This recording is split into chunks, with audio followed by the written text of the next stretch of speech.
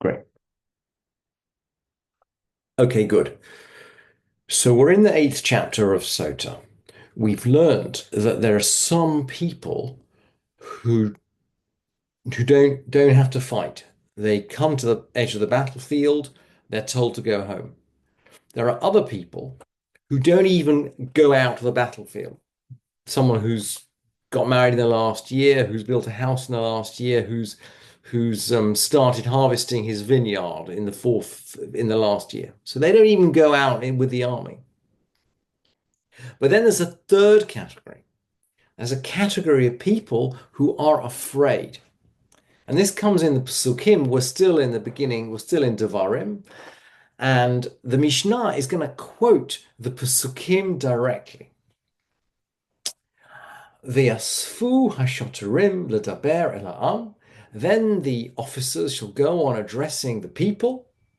Ve'amru, and they say, Mi ha'ish hayareh ve'yach ve'rach halevav. Who is the person who is afraid and whose heart is soft? Yelech ve'ashov leveito. He shall go and he shall return to his house. Someone who is afraid does not go into battle. And the Mishnah brings different opinions as to why this should be. Rabbi Akiva Omer, Hayarei verach halevav. Rabbi Akiva says, afraid and his heart is soft. Well, that refers kishmua. That is kishmua as it sounds. In other words, literally to be understood. He cannot stand in the battle, in the heart of battle. Lirot cherev shlufa, to see a drawn sword. He just can't cope. He can't cope with the blood and the terror and the chaos of the battlefield. And of course, we know that from a psychological point of view, and the Mishnah is actually going to bring the Gemara brings this out, that anyone who people who are afraid will make everyone else afraid. So we can understand why they go home. But Rabbi Yossi HaGalili has got a completely different take on this. Rabbi Yossi HaGalili Omer, Hayarei v'rach halevav, afraid and soft-hearted, shehu mityareh min ha'averot she'biyado. Rabbi Yossi HaGalili says, this guy who's afraid, he's afraid because of the transgressions he's committed. He's afraid that he'll be punished in some way for his transgressions by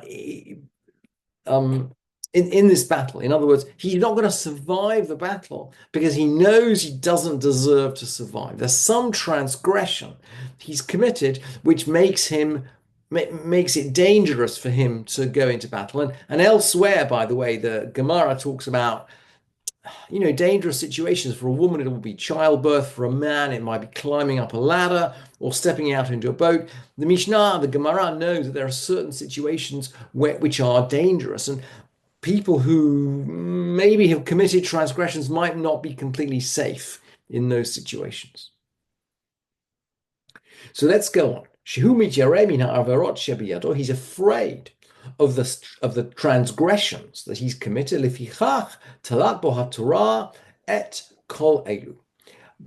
Therefore, the Torah connected all those categories, all those other categories, the person who's just got married, the person who's just built a house, the person who's betrothed. The Torah connected all those categories with him, shiachzor biglalan, so that he can return home on their account. In other words, we're not going to embarrass this person. We're not going to embarrass him by singling him out as someone who is afraid to go into battle because of his sins, but he will just go home with the person that has betrothed someone but not married her, or built a house and not consecrated it, i.e., we're not going to single him out for individual scrutiny. We're just going to send him home with the others. But the question the Mishnah is going to ask is, well, okay, what kind of sins are these that could make someone afraid to go into battle? What kind of sins are these that might make someone unsuitable to go into battle? Rabbi Yossi Omer. So Rabbi Yossi says, Almana kohen gadol gerusha v'chalutza kohen hedyot. Mamzeret unetina liYisrael. Uvat Yisrael la mamzer v'lanatin zehu yareh verach ha-levav.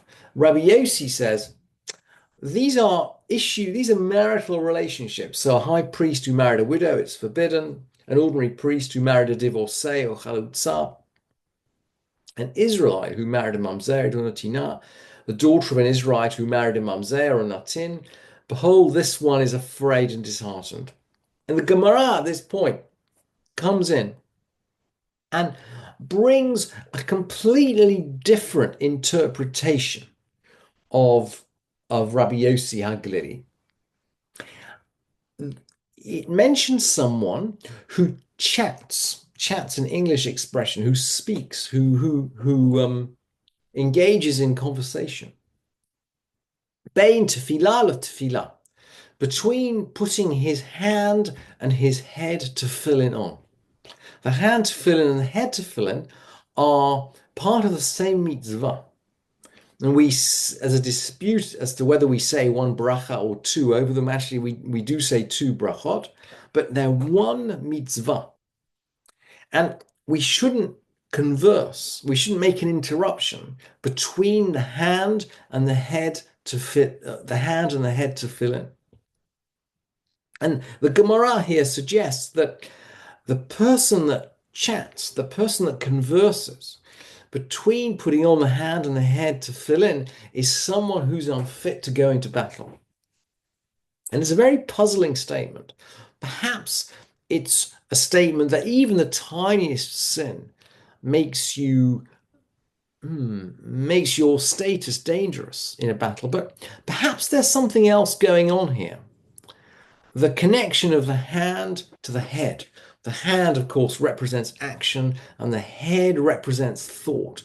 Perhaps the Gemara is telling us here, gosh, someone who's incapable of integrating his thought with his action, his hand with his head, someone who can't bring these both together is not suitable to go into battle.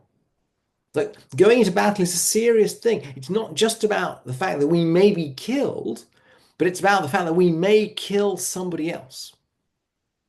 And we need to think about that. And someone who is not capable of uniting his thought and his action is actually not capable of taking on that task.